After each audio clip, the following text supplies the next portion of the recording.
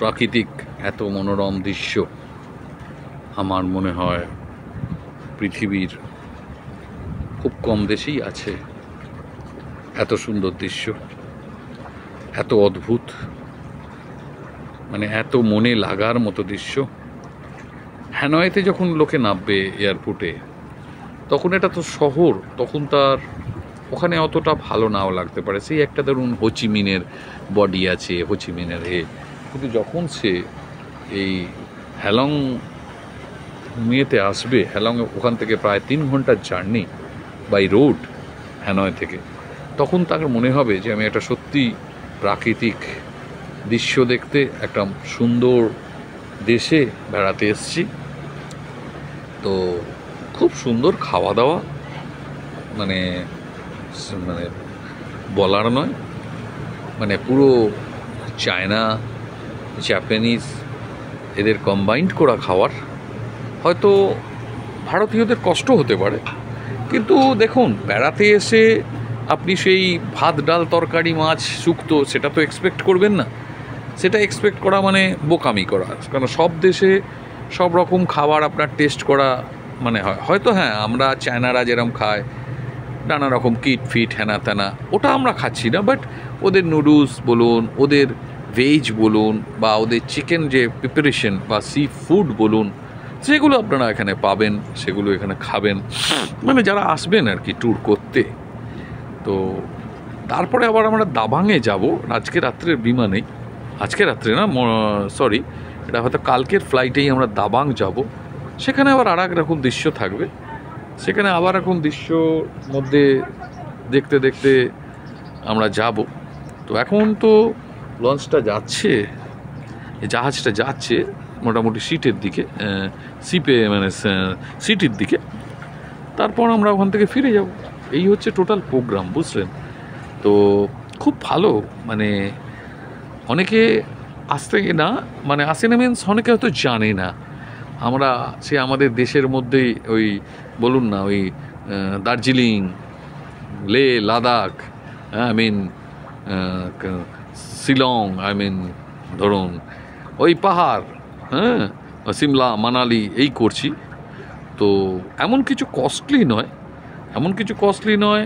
Entire ট্যুরটা হয়তো 1.5 লাখের মধ্যে ধরুন 15 ডেজে এক একটা মানুষের হয়ে যাবে। আপনি ধরুন একটা যদি কাশ্মীর ট্যুরই করেন, বর্তমান যা বাজার, তাতে দেখবেন আপনার 1 লাখ লেগে যাচ্ছে। সেখানে আর 50,000 এক্সট্রা দিয়ে আপনি একটা ইন্টারন্যাশনাল ট্যুর করবেন, এবং শুধু একটা কান্ট্রি না, মানে ভিয়েতনামের সঙ্গে কম্বোডিয়া, দুটো ডিফারেন্ট কান্ট্রি, ডিফারেন্ট তার মানে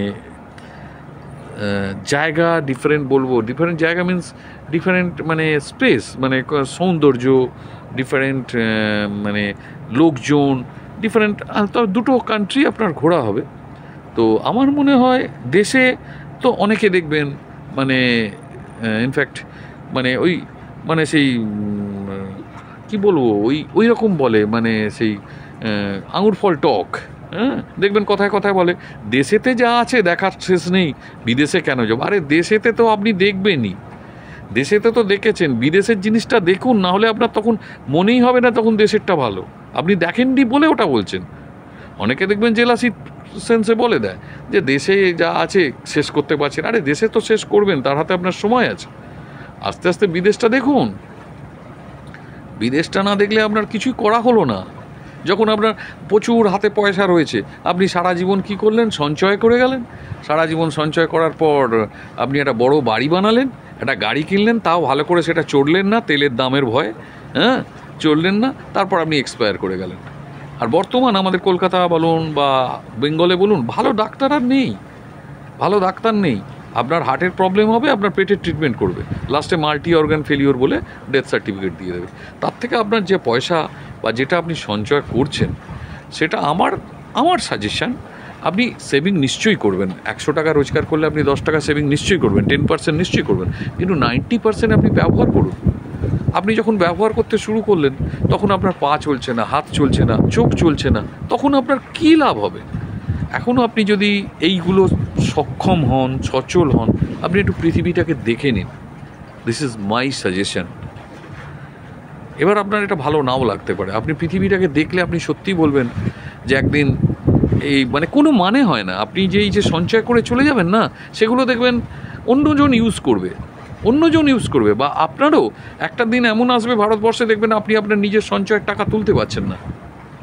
তা সেগুলো কি হবে? ব্যবহার করুন, টাকা কী জন্যে? ব্যবহার করার জন্য।